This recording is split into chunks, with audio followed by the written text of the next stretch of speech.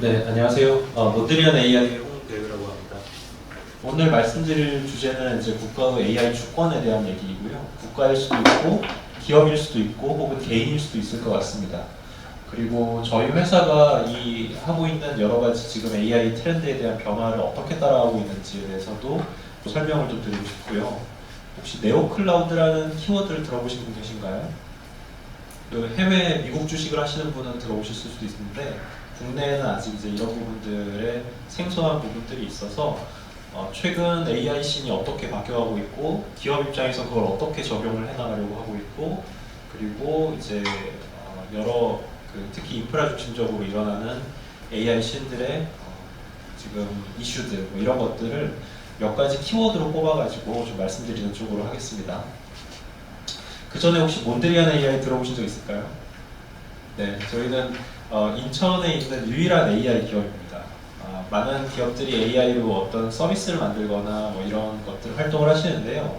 AI 기술 자체를 연구하거나 아니면 AI 모델을 만들어내거나 이런 AI 리서치에 조금 더 강점을 가지고 있는 기업이 인천 내에는 생각보다 많지 않습니다. 그래도 이제 초기 창업 멤버들이 카이스트에서 공부하다가 박사가 끝나고 저는 이제 우연찮게 박사과정 중에 여기 송도에 있는 아이패즈 지역에 이제 외국계 기업들이 많이 들어올 때가 있었어요. 이제 그쪽에서 연구원으로 근무를 하다가 이제 박사 끝난 친구들하고 이제 우연찮게 여러 가지 하다 보니까 스타트업이 됐고요. 우연찮게 하다 보니까 송도에 제가 다니던 회사 1층에 있는 카페에서 창업을 한 거예요. 그러다 보니까 그 다음 사람, 그 다음 멤버 이렇게 계속 모였는데 그 멤버들이 계속 송도에 모였죠. 그래서 인천 송도가 사실 스타트업으로는 제가 보기에 약간 골모지인데 그럼에도 불구하고 저희 회사가 벌써 8년 넘게 송도에서 이제 AI 기업으로 계속 발돋움하고 있는 그런 상황이고요.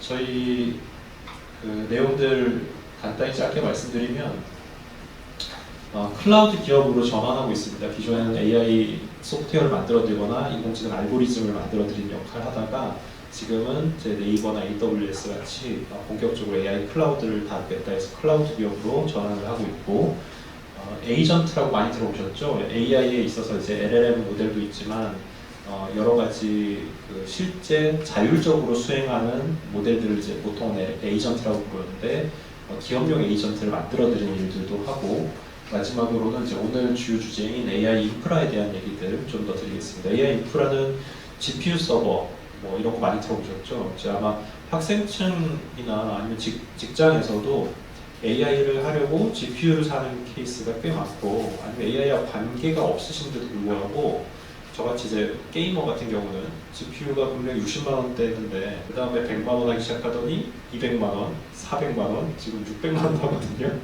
게이머가 게임을 할 수 없는 지경까지 왔고 엔비디아라는 그 글로벌 GPU 회사는 우리는 게임 GPU보다는 기업용, 산업용 GPU에 더 집중할 거야 라고 얘기를 하면서 이제 게이머를 조금 외면시하죠. 이번에 젠슨아 오셨을 때 뭐 페이커 얘기도 하고 자기가 용산에서 GPU를 팔았다 이런 옛날 얘기들 하시면서 이제 어떻게 보면 기존에 있었던 팬층을 다시 좀 사로잡아보려고 노력하는데 게이머 팬층은 이미 굉장히 어려운 지경에 처해졌고 기업들도 뭐 200만 원, 500만 원 이런 정도 투자가 아니라 2억, 5억 이렇게 투자를 하게 됐고 그 다음 지금 20억, 50억 이렇게 투자를 해야만 AI를 본격적으로 할 수 있는 시대로 전환되고 있어요. 오늘도 이제 SK 하이닉스가 어마어마하게 뜨고 있죠. 이제 그런 거 다 누가 사주나요? GPU 서버에 들어가는 거죠. GPU 서버는 누가 사주나요? AI 기업들이 사죠. AI 기업들은 이 생존 경쟁에서 이 부분을 어떻게 보면 머니 싸움으로 바뀌어가고 있고, 그러니까 브레인 싸움은 어느 정도 진행되는데 브레인 싸움 이후에 머니 게임으로 전환되고 있는 추세고, 거기서 승자 독식의 구조이기 때문에 누구도 먼저 한 발을 뺄 수 없는 세계에 와가고 있습니다.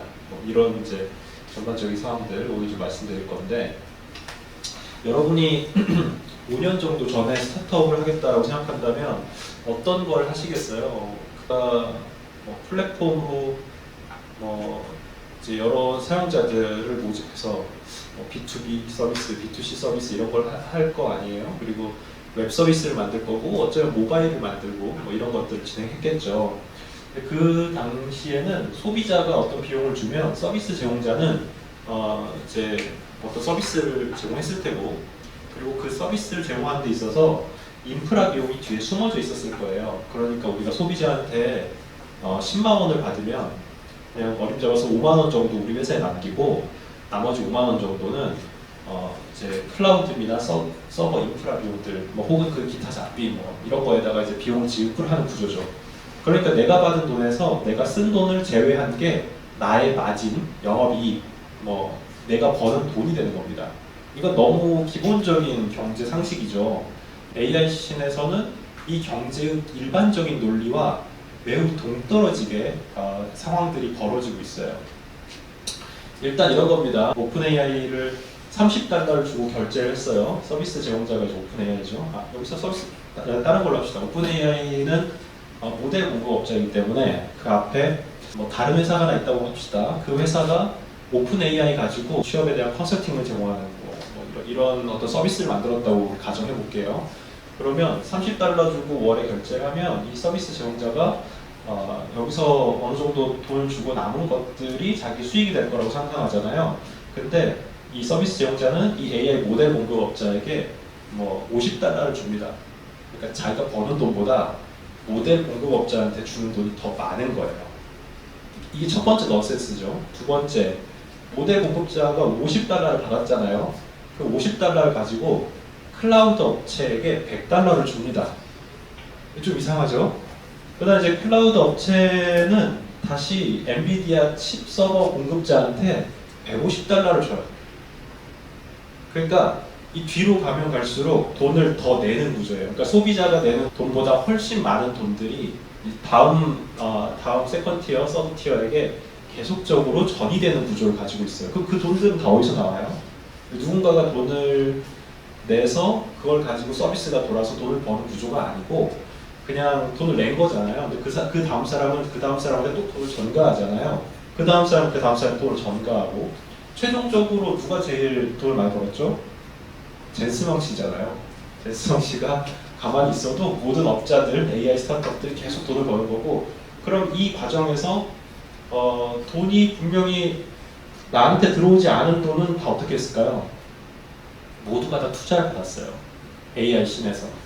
그러니까 서비스 제공자, 어떤 AI 스타트업이 우리가 뭐 이런 컨설팅을 해주는 AI 어떤 서비스 만들었습니다. 그거 가지고 할게요 라고 했을 때 소비자한테 받는 돈보다 투자를 통해서 받는 돈이 훨씬 더 큰 거죠. 50억, 뭐 30억 이렇게 스타트업이라고 해서 투자를 받고 그걸로 운영하는 거예요. 그 다음 AI 모듈 공급업자들은 어때요? 여기도 천문학적인 투자를 받는 거예요. 그걸 받고 조금 있으면 기업 공개할 겁니다. 기업 공개가 이제 나스닥 뭐 이런 거에 상장이 되는 거고, 그러면 일반 사람들이 이 사람들한테 또 투자를 하는 그런 구조로 가는 거예요. 그러니까 계속 이제 투자가 더 들어오는 구조, 뭐 외부 투자 들어오고 일반 투자 들어오고. 그래서 이제 누군가는 AI 버블론을 얘기하기도 하죠. 어떤 제품이 원가 이상으로 내가 돈을 벌 수 있을 때 수익이 남는 구조인데, 그런데 원가가 훨씬 더 큰 사업을 엄청 크게 하고 있다. 이게 이제 기존에 우리가 공장을 돌린다고 생각했으면 이해할 수 없는 그런 이제 경제 모델이 동작하고 있는 거고요. 그럼에도 불구하고 이 세계가 저는 한동안 계속될 수밖에 없다라고 생각합니다. 왜냐하면 이기는 쪽에서 모두 다 가져가는 구조거든요. 승자 독식의 구조인데 이제 그 검색 엔진 시장에서도 봤을 때 지금 몇 개 안 남았잖아요. 다음에서 검색하시는 분 별로 없을 거고 아마 네이버나 구글 정도에서 이제 왔다 갔다 하실 것 같긴 한데, 나머지 뭐 라이코스고 뭐고 옛날에 되게 많았거든요. 근데 그런 것들 싹 사라졌어요. 우리 딱 두 가지만 남았죠. 전 세계 모든 검색은 뭐 국내 향이 하나 있고 글로벌 향이 하나 있고 이 정도에서 이제 그 사람들 머릿속에 각인되는 것처럼 AI 파트도 일반적으로는 그렇게 가져가게 될 가능성이 큽니다.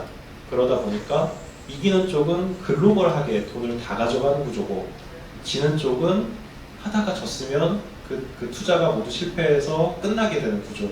그러니까 망하냐 아니면 엄청난 부를 획득하냐 딱 두 가지 선택지밖에 없는 치킨 게임을 하고 있는 상황이기 때문에 누구도 먼저 발을 뺄 수는 없는 세계인 거죠. 이거는 AI 스타트업도 마찬가지고요. AI 스타트업들도 투자 받아서 내가 창업 컨설팅 그쪽 섹터에서 1등 먹느냐 안 먹느냐 가지고 계속 가는 거고, 모델 쪽에서도 뭐 오픈 AI, 라마 뭐 5만 가지가 있지만 이제 이들 중에서도 아마 한두 가지가 선택될 거고요. 클라우드도 이제 엄청난 경쟁을 하고 있는데요. 지금 크게 3파전은 여러분 잘 아시는 이제 구글 클라우드, AWS, MS 애저 뭐 이런 세 개 정도에서 일어나는데, 사실 그 세 가지 이외에도 신흥 경쟁자들이 막 등장하고 있어요. 이 얘기 왜 했냐? AI 비즈니스가 전통적인 비즈니스랑 완전히 다른 로직으로 동작한다는 것들을 여러분이 인지하고 있어야 그 다음 얘기들을 이해할 수 있고요. 그러면 여러분이 이제 AI 스타트업을 차리든 아니면 AI 기업에 들어가서 봤을 때 가장 중요한 포인트가, 예전엔 이런 거였던 것 같아요. 서비스가 정말 팬시한가? 이 아이디어 괜찮나? 아니면 마케팅 괜찮나? 이런 부분들은 일반적인 비즈니스 세계에서 우리가 상상하고 겪어왔었던 일인데, 한 가지 빠진 부분이 이 AI 워크로드에 대한 부분. AI 워크로드는 그냥 AI에게 쓰는 모든 자원을 그냥 워크로드라고 불러봅시다. 그렇게 그냥 이해해 보셔도 돼요. AI에게 내야 되는 돈에 대해서 그냥 AI 워크로드 처리 비용이라고 생각하시면 될 건데, 요즘 이겁니다. 어떤 서비스를 만들든 AI 워크로드 비용을 줄일 수 없으면 그럼 망한 거예요. 장기적으로 봤을 때. 근데 어떤 서비스가 있는데 그 서비스가 그렇게 대단하지는 않은데 AI 워크로드 비용이 굉장히 적어요. 그러니까 내가 100달러, 한 사람한테 100달러씩 받는 일을 했는데 실제 내가 AI에 내는 돈은 30달러로 줄였어. 150달러를 원래 냈어야 되는 30달러로 줄였어요. 그러면 그 서비스가 매력적이진 않을지언정 그 기업은 계속 존속하거나 혹은 그 다음 라운드를 갈 수 있는 상황이 되는 거죠. 그러니까 우리가 이제 기존 상식으로는 기술도 좋아야 되고 아이디어도 좋아야 되고 마케팅도 잘해야 되고 뭐 이런 이제 전통적 가치관을 생각했는데, 사실 핵심은 뭐냐? 이 AI 워크로드에 대한 처리 비용을 어떻게 다음에게 넘기든지 아니면 처리하든지 줄이든지 이 부분을 하는 게 지금 AIC에서 가장 중요한 일이다. 기업에서 고민하는 걸로 좀 돌아와 볼게요. 기업 내에서는 내가 AI 스타트업 하겠다고 시작했어요. 그리고 이제 간단하게 뭐 만들어 보니까 좀 돼. 그래서 투자도 받아보고 많은 사람들한테 이렇게 하면 잘 될 것 같습니다. 장밋빛 미래 전망을 얘기한 다음에 좋아, 그러면 투자할 테니까 이거 가지고 시작해봐 라고 하면 일단 뭐 팀원들 모으겠죠. 모으고 나서 이제 뭐 연구자도 모으고 할 텐데, 그 다음에 나온 얘기가 바로 그래 AI 연구할 건데 장비가 어딨죠? 이 얘기 나오는 겁니다. 그럼 이제 GPU 서버 아까 얘기 나오는 겁니다. 처음에는 집에 있는 게임 서버로 어떻게 조금 돌려봤는데 그걸로 이제 간단히 돌려본 거고, 진지하게 이걸 사업으로 가려고 보니까 수천만 원, 수억 원이 되고, 이 돈을 누가 낼래? 어떻게 낼래? 이런 고민들이 이제 시작하는 거예요. 첫 번째 생각이 뭘까요? 여러분이 아이디어를 낸다면. 클라우드가 있잖아. 클라우드에서 간단히 잠깐 빌려서 하면 되지. 우리가 아직 돈이 없으니까 클라우드 빌리자. 이렇게 하게 되는 게 일반적인 수순이었어요. 그래서 AWS에 연락을 합니다. 그리고 이제 서버를 이제 확인받아가지고 돌렸는데 이게 얼마가 나올지 모릅니다.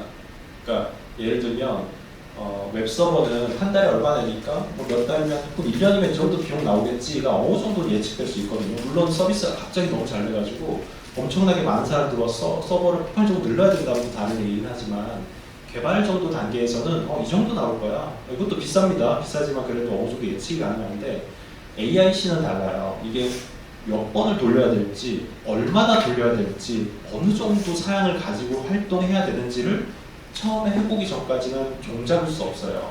그러니까 내가 100만 원 써야 될지 1000만 원 써야 될지 1억인지 10억인지는 내가 알 수 없는 거죠. 그건 서비스 퀄리티가 어느 정도 올라오는 정도에서 내가 만족할 건지를 결정하는 일과 다를 바가 없어요. 그러다 보니까 작은 스타트업도 갑자기 수백만 원, 수천만 원 혹은 수억 원의 결제 금액이 청구되는 경우가 생겨요. 그러면 갑자기 이제 화들짝 놀라죠. 대표가 누가 이렇게 많이 썼어? 이거 계속 여기 써야 돼? 이게 매년, 매달 이렇게 내는 거였어? 어떡하지? 라고 생각을 하게 되는 거죠. 그게 이제 그 다음 사건으로 넘어갑니다. 그 다음 사건은 우리가 어차피 매년 1, 2억씩 나가? 우리 회사에서 우리 6명 있는데 그러면 차라리 그 돈으로 GPU 서버를 사자. 매년 1, 2억씩 내는 것보다 지금 1억 5천을 쓰고 매년 안 나가는 게 낫지 않을까? 뭐 이런 생각을 하게 되잖아요. 그래서 하드웨어를 주문하려고 해요. 그래서 지금 엔비디아랑 뭐 델 뭐 이런 서버를 이렇게 아예 직접 사려고 하는 거죠. 클라우드를 안 거치고 내가 하면 더 싸지 않을까 때문에. 근데 그렇게 하려고 하면 지금 이제 가격을 문의하고 이제 청구를 해서 우리 회사로 들어오는 데까지 예전에는 그래도 뭐 4주, 8주 이렇게 걸렸는데 이게 다 밀려 있다 보니까 뭐 4개월, 8개월 막 이렇게 가는 경우가 있어요. 그리고 또 한 가지는 그 서버라는 게 예전에는 이런 정도 사이즈의 PC 같은 거였거든요. 데스크탑 PC보다 조금 더 뭐 크거나 뭐 이런 건데 뭐 무릎 정도 되는 거. 지금은 한 타워형이에요. 저기 뭐 냉장고나 아니면 큰 에어컨 정도 사이즈가 되는 거죠. 가장 큰 문제는 무게도 무거워서 일반 건물에다 잘못 지으면 내려앉을 가능성이 있고요. 그 전력에 대한 부분을 건물이 해결해 줄 수 있느냐에 대한 부분도 있습니다. 그래서 내가 돈 주고 1억 5천을 어떻게든 마련해서 산다고 하더라도 그걸 사서 놓을 공간 자체가 없을 수 있어요. 그러다 보니까 사람들이 어떻게 해요? 이걸 이제 데이터 센터라는 곳에 보관하려고 하는 거죠. 데이터 센터도 싸지 않습니다. 데이터 센터에 보관하는 비용도 꽤 많이 드는 거죠. 그러니까 요지는 클라우드 일단 쌀 줄 알았지만 너무 비싸다. 하드웨어 간단할 줄 알았는데 생각보다 복잡하다. 요게 이제 지금 현재 회사들이 겪고 있는 주요한 문제점입니다. 특히 아까 잠깐 얘기했는데 AWS나 MS Azure 이런 회사가 있는데 굳이 다른 클라우드 사업자가 계속 도래하고 있어요. 그러니까 AWS 말고도 이 네오 클라우드 기업이라는 게 계속 만들어지고 있습니다. 그런 이유 중에 하나가 기존의 전통적인 클라우드는 뭐에 특화되어 있어요? 우리가 클라우드가 생각보다 예전에 나왔어요. AI가 나오기 훨씬 전에 나왔어요. 그러니까 전통적인 클라우드는 AI 씬에 잘 맞지 않게 설계되어 있어요. 그 전통 클라우드는 딱 이런 겁니다. 우리가 홈쇼핑, 쇼핑몰 같은 걸 만들어가지고 웹 서버가 돌아가고 있어야 되고 많은 사용자들이 들어와도 안전하게 이게 사이트가 다운되지 않고 클릭하면 바로 0. 몇 초 만에 다음 페이지가 나올 수 있고 이런 구조에 특화되어 있는 거예요. 즉 기존 클라우드는 이제 버추얼 머신이라고 하는데 웹 서비스를 운영하는 데 특화되어 있지 GPU 서버나 AI를 운영하는 데 특화해서 만들어 놓지 않았습니다. 그게 이제 맹점이고요. 그러다 보니까 환경 설정이나 뭐 이런 다루는 게 굉장히 복잡하고 예측하기 어려운 비용 구조를 가지고 있어요. 그래서 청구서를 받아보고 나서야 그 다음에 놀라서 그 다음 액션들을 하게 되는 거죠. 그래서 이제 제가 오늘 말씀드리고 싶은 것은 많은 사람들이 이걸 몰라요. 지금의 얘기 모두 다 클라우드 쓰면 되지 않을까 정도 AI 씬에서 기본적인 기업 메커니즘하고 동일하지 않을까 이런 판단들을 하고 있는데 다 잘못된 판단이고 다 새로운 어떤 개념으로 접근해야 된다는 거고 그런 과정에서 새로운 인프라 전략이 필요하다. 왜?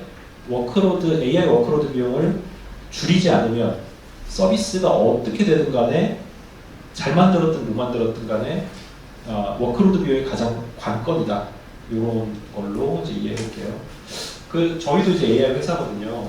저희도 한 종업원 수로 다 50명 정도가 있고 그 중에 거의 한 80%가 AI 리서처나 개발자분들이에요. 그러니까 저희는 이 문제를 훨씬 더 일찍 겪었어요. 그리고 돈은 없는데 GPU 서버는 계속 사달라고 그래요.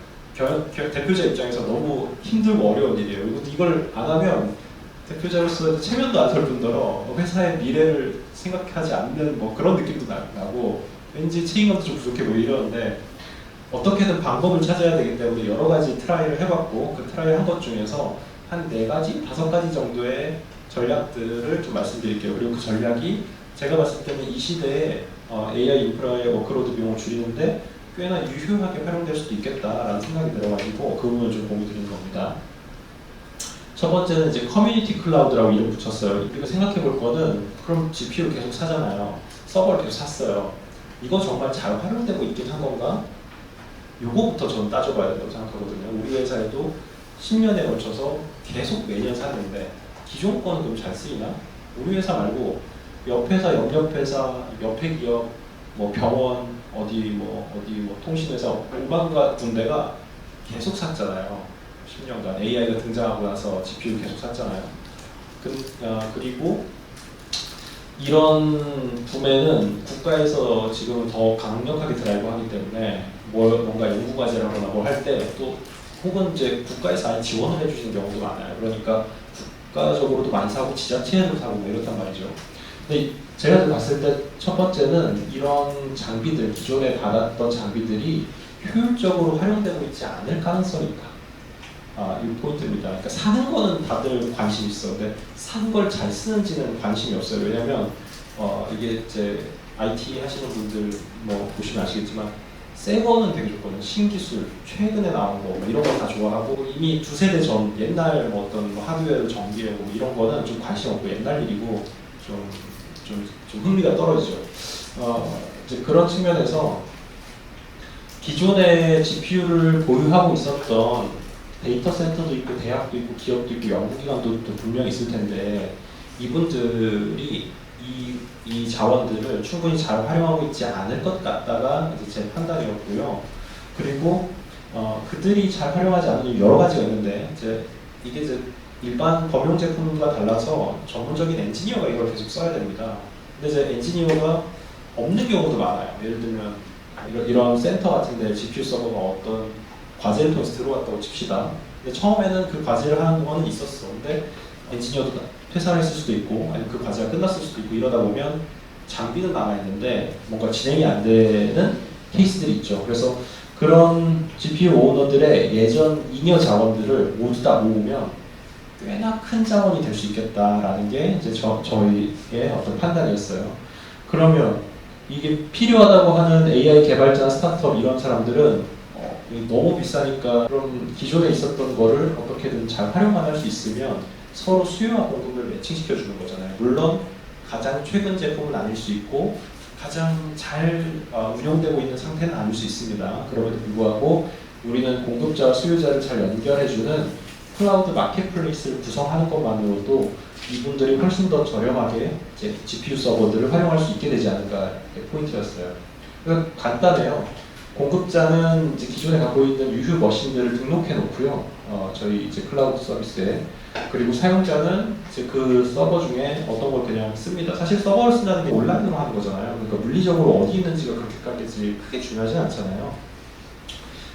그래서 잘 활용하고 활용된 것에 대한 비용을 결제하면 그 비용의 일정 부분은 저희가 이제 수수료로 취하고 나머지는 공급자한테 다시 드리는 구조를 가져가는 거죠. 그래서 사이클이 계속 이제 GPU 클라우드 서비스인데도 불구하고 공급자와 수요자가 매칭되는 마켓플레이스적인 개념으로 들어가는 겁니다.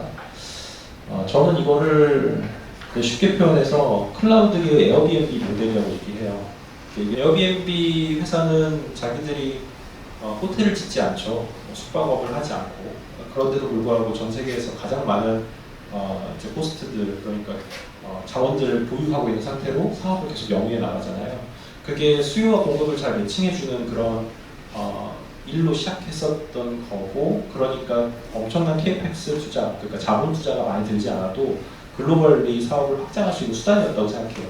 그런 측면에서 저희도 굉장히 많은 이제 데이터 센터나 뭐 어떤 사업자 개인이 갖고 있는 고성능 서버들을 모두 모아가지고 하나의 클라우드를 구성하기 때문에 이런 지점에서 이제 커뮤니티 클라우드다 이렇게 부르고 있습니다. 처음에 이제 이런 아이디어를 냈을 때 사람들이 이거가 가능하겠어? 라는 생각들을 했고, 그리고 여러 가지 얘기들이 많았는데 첫 번째는 야 그런 자원이 남아있는 애가 누가 있겠어? 다들 바쁜데 혹은 그거 중고로 팔거나 했지 뭐 이런 얘기들을 했고, 두 번째는 그게 가격이 적정할까? 팔겠다는 사람도 비싸게 팔려고 할 거고 쓰겠다고 하는 사람들은 내 돈 많이 안 낼 것 같고 뭐 이런 상황이었는데, 제가 이제 몇 군데 데이터 센터나 이런 데를 돌면서 얘기를 해서 보니까 안 팔리고 있는 장비들에 대한 감가상각이 계속 일어나니까 그게 고민인 거예요. 데이터 센터 기업들 혹은 이제 그리고 어디 예를 뭐 AI로 수학 문제 풀이를 해주는 회사다 뭐 이런 식의 AI 서비스 기업들 이런 데들은 한동안은 GPU 서버를 많이 썼는데 지금 개발이 다 끝나서 지금 잘 안 쓰는데 이건 팔자니 좀 그렇고 안 팔자니 또 이게 돈이 계속 아깝고 이런 부분들이 있는 거죠. 그래서 제일 중요한 거는 경제적이라는 겁니다. 무슨 얘기냐면 어차피 가만히 놔둬도 자기가 돈이 안 되니까 이 기업들 공급자 쪽 입장에서는 그럼 싸게라도 팔아주면 너무 좋겠어. 우리가 생각하는 것보다 더 싸게 금액을 내놓을 수 있어. 왜냐하면 어차피 안 쓰고 있었던 거니까. 요 얘기가 되는 거고요. 그래서 굉장히 경제적인 과정이 됐습니다. 이게 어느 정도 경제적이냐면 우리가 이렇게 생각하잖아요. AWS 같이 자본이 많은 기업이 우리랑 싸우면 당연히 그 자본이 많은 쪽이 훨씬 더 저렴하게 할 수 있는 거 아니야? 이렇게 되는데 저희가 70%더 저렴한 거예요. 같은 기종으로. 근데 잘 생각해 보세요. 여러분이 AWS 클라우드를 산다고 하면 AWS를 쓰나요? 사실 그냥 엔비디아 GPU를 쓰고 싶었는데 클라우드사를 AWS 정한 뿐이에요. 이해되시죠? 그러니까 몬드리안 AI를 골랐는데 몬드리안 AI를 고르나 AWS를 고르나 결국 동일하게 엔비디아 서버를 쓸 수 있다. 같은 제품, 같은 자원이죠. 그러면 차라리 금액을 덜 내는 곳에 베팅하겠다, 돈을 내겠다라고 생각하는 사람들이 꽤 있습니다. 특히 뭐 학생층부터 시작해서 뭐 연구자라든지 저렴하게만 쓸 수 있다면 어차피 똑같은 제품인데 브랜드가 무슨 상관이야? 라고 할 수 있는 포인트가 있다는 거죠. 그래서 저희는 그 파격적인 가격 정책으로 일단 민 거고요. 그렇게 해서 지금 70%더 저렴한 가격으로 구글이나 AWS 대비에 같은 제품들 공급해주는 형태로 간 거죠. 여기까지 이해되시죠? 이게 2년 전 얘기예요. 지금 1년, 2년 전 지금 저희 비즈니스를 아이디어를 내고 이걸 수행했었던 내용들에 대해 설명드린 거고, 그러고 나서 보니까 일반 사용자층이잖아요. 어떻게 보면 그 기업 특수 유저가 아니라 조금 작은 뭐 연구자, 뭐 대학원생 혹은 졸업 논문을 쓰고 있는 4학년 학생 뭐 이런 분들인데, 그런 분들한테는 클라우드에 있었던 편리한 환경 같은 게 좀 그리운 거죠. 그래서 저희가 설치 없이 클릭만으로 AI를 바로바로 시작할 수 있는 그런 소프트웨어 스택들을 같이 구성해서 공급해줬고요. 또 AI 씬에서는 오픈소스라고 하는 게 계속 나와요. 매주 나와요. 오픈 모델, 오픈소스 뭐 이런 것들이 계속 나오는데 이런 부분을 쫓아가기가 쉽지가 않습니다. 그래서 그런 것도 저희가 한 번, 두 번 클릭하면 모두 이제 서버에 설치될 수 있는 그런 구조로 만들어 드렸고요. 그래서 화면이 이렇습니다. 제품이 그냥 쭉 있고요. 그 제품이 누가 공급했는지를 알려주진 않아요. 그냥 지금 어베일러블한 유휴 자원들의 목록들이 계속 나와 있고, 그거를 얼마에 할 건지는 제 공급자가 정하는 거예요. 우리 시간당 2,000원만 받아도 돼, 3,000원만 받아도 돼, 뭐 이런 거죠. 그렇게 이용 요금을 정하면 사용자가 선택해서 바로 대여해가지고 온라인으로 활용하고 다 쓰면 이제 다시 반납하고, 이런 구조로 클라우드가 구성되어 있는 거죠. 여기까지. 저희는 GPU 자원이 한 개도 없었지만 클라우드 기업으로 뭔가 저희가 사업을 도전해 볼 수 있었던 굉장히 단순한데 비즈니스를 시작한 하나의 케이스를 말씀드렸고, 이게 커뮤니티 클라우드 전략이다. 내가 아니라 커뮤니티가 갖고 있는 자원들을 가지고 시작했다. 이런 포인트 그거요. 두 번째, 이걸 하면서 이제 투자사도 그렇고 많은 기업들이 저희한테 물어봐요. 야, 너네 뭐 AWS는 그렇다 치자. 근데 이제 카카오 클라우드도 있고 네이버 클라우드, 국내에도 클라우드 사업자가 많은데 걔들하고 경쟁해야 되잖아. 근데 어떻게 이겨? 물론 이제 가격이 싼 건 알겠어. 근데 이제 걔들하고도 경쟁을 해야 되고, 두 번째는 그런 자원을 공급해 주는 사람들이 얼마나 있겠어. 일단 초기에는 있을지 몰라도 그 계속 수요자가 많아지면 공급을 더 많이 해줘야 되는데 그거 너네 가능할까? 이런 질문들을 하게 되는 거죠. 그 측면에서 저희가 처음에는 소형 데이터 센터나 이제 스타트업 뭐 이런 데를 노렸는데, 이걸 하다 보니까 네이버나 이런 클라우드 사업자도 비슷한 문제가 있는 거예요. 그러니까 이들도 자원을 이제 공급을 하려고 어느 정도 보유해 놨는데 이게 아직 안 나가고 있거나, 아니면 다른 고객한테 나가기로 했는데 앞에 한 달 정도 떴거나, 시간이 뭐 이런 애매한 어떤 케이스들이 계속 생기는 거죠.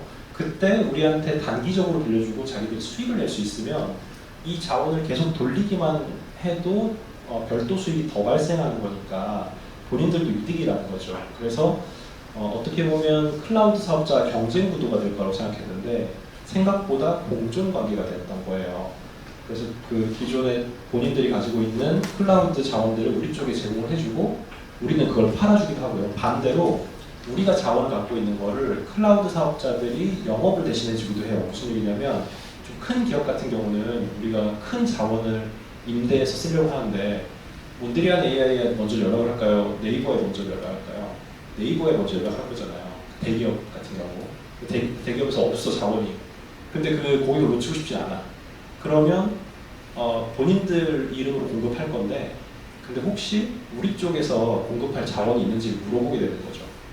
이게 지금 수요 공급이 안 맞는 시장이기 때문에 그래요. 수요 공급이 일단 안 맞고 두 번째는 그 매칭이 투명하지 않아요. 어떤 공개된 곳에서 마치 주식 거래하듯이 모두가 다 같이 들여다보고 공개하는 게 아니라 누구는 수요를 물었고 누구는 공급업자를 물었고 뭐 이렇게 막 파편화되어 있는 세계이기 때문에 잘 갖고 있는 쪽들을 서로 연결하는 것만으로도 서로 수익을 낼 수 있는 그런 구조죠. 그리고 이걸 쓰겠다고 하는 사람들은 돈이 지금 넘쳐 흐르는데 돈을 어쨌든 써서 자기 문제를 해결해야 되는 사람들인 거예요. 그러니까 비용이 그렇게까지 막 첨예하지 않아요. 근데 오히려 물건이 없어서 문제인 세계인 거죠. 그런 측면에서 확장성을 더 가져가기 위해서 우리는 자원이 없지만 사용자들이 그러니까 공급자들이 자원이 있을 때 자기가 이런 프로그램을 이건 저희가 만든 거예요. 이 에이전트라고 하는데 이걸 설치를 하면 자기 서버가 깨끗하게 비워지고 정리돼서 우리 쪽 컴퓨팅 노드에 붙어요. 그러니까 마치 이제 뭐라고 할까요? 그 에어비앤비를 처음 시작하시는 호스트 분이 어떻게 해야 될지 모르겠다 할 때 그냥 한번 클릭하면 자기네 방이 다 정리돼가지고 그 사이트에 딱 등록되는 거죠. 그런 자동화된 구조를 진행을 했고 이 호스트 입장에서는 시간당 얼마 정도면 좋을까 이거를 그냥 자기가 선택해서 넣으면 되는 거예요. 이것도 물론 저희 가이드를 드리죠. 이 정도면 시간 어느 정도 받으시면 좋겠네요. 이렇게 가이드를 드리는 거고 한번 잘 팔리면 가격 올리기도 하고 좀 잘 안 팔리면 가격을 낮추기도 하고 이건 이제 공급자에서 정하는 그런 문제인 거죠. 그래서 저희는 이제 이걸 페더레이티드 클라우드 전략이라고 하는데 클라우드들의 연합이다 이렇게 이해하면 돼요. 그러니까 연합된 클라우드다 이런 겁니다. 클라우드 업자들끼리 각자 경쟁하는 구도가 될 거라고 생각하실 수 있는데 사실상은 고객이 있으면 어느 쪽 클라우드에서 공급해 주는지는 무관하게 우리가 그걸 잘 엮어서 공급만 해줄 수 있으면 서로 도움이 되는 구조이기 때문에 이런 부분을 진행하는 거고요. 초창기에는 이제 국내에 있는 클라우드 사업자들이라고 했어요. 근데 이제 이들 거 자원을 가지고 공급을 하다 보니까 이제 해외 아까 제가 잠깐 네오 클라우드 업체들 얘기했었죠. 네오 클라우드는 뭐 코어 유브, 네비우스 뭐 이런 회사들인데 시가총액이 뭐 70조 뭐 이렇게 됩니다. 굉장히 큰 회사들은 갑자기 급부상했어요. 물론 이제 AWS나 이런 데에 비해서는 작은데 이들도 작은 기업은 아니에요. 그 규모 면에서. 근데 이들도 이제 나스닥 상장하고 투자 엄청 받아가지고 GPU 서버를 어마어마하게 삽니다. 그렇죠. 근데 그걸 이제 어딘가에 팔아야 되잖아요. 그래서 다시 돈으로 바꿔야 되잖아요. 그렇다 보니까 자원을 갖고 있는 공급업체가 되는 거고 그걸 저희가 연계해서 다른 사람들한테 팔기 시작한 거예요. 그렇게 보니까 이쪽 회사들이 가격 경쟁력이 너무 높은 거죠. 그러니까 좀 공급한 비용이 이쪽이 훨씬 싼 거죠. 그러니까 해외 이름은 잘 못 들어보셨을 수 있는데 이런 기업들이 네오 클라우드 업체로 계속 구사하고 있고 이들이 가격 경쟁력으로 공급을 AWS나 MS 예전에 네이버나 KT보다 훨씬 더 저렴하게 공급을 계속 해주면서 본인들의 시장을 좀 넓혀가고 있는 상황입니다. 저희는 이제 그런 것들을 모두 연결해서 소비자가 우리는 예산이 이 정도고 보안이나 모델 요건 그러니까 어떤 거 하려고 쓰는데 이런 거 쓰고 싶어요 라고 얘기하면 저희가 이 가장 적절한 서버들을 매핑해서 그러면 프로바이더를 A 하시면 좋겠네요. 이렇게 이제 제안을 해서 그 상품을 전달하는 거죠. 기존에는 공급자 우위 시장이었습니다. 어떤 서버를 사려고 할 때 우리한테 안 사면 너 딴 데서 사기 힘들걸? 그러니까 가격이 점점 올라가는데 근데 고객 입장에서는 저희한테 우리는 뭐 예산 이 정도 있는데 뭐 H100 정도 기종을 썼으면 좋겠어요 라고 하면 저희가 이제 그 공급자 네트워크에 똑같이 올립니다. 그러면 우리는 시간당 뭐 $10 해줄 수 있어요. 그 다음 사람 우리는 $9 할 수 있어요. 뭐 이렇게 하면서 역경매 방식이 내려가기 때문에 소비자 입장에서 가만히 있어도 가장 저렴한 어떤 GPU 서버들을 가져갈 수 있게 되는 구조가 돼요. 이건 이제 그렇게까지 설계한 게 아닌데 하다 보니까 이런 비즈니스의 오퍼튜니티가 생겨게 됐던 거고 그런 거를 잘 정리해서 고객한테 전달해 드리면 그게 클라우드 업체구나 우리가 자원을 받았구나 이렇게 이제 이해가 됩니다.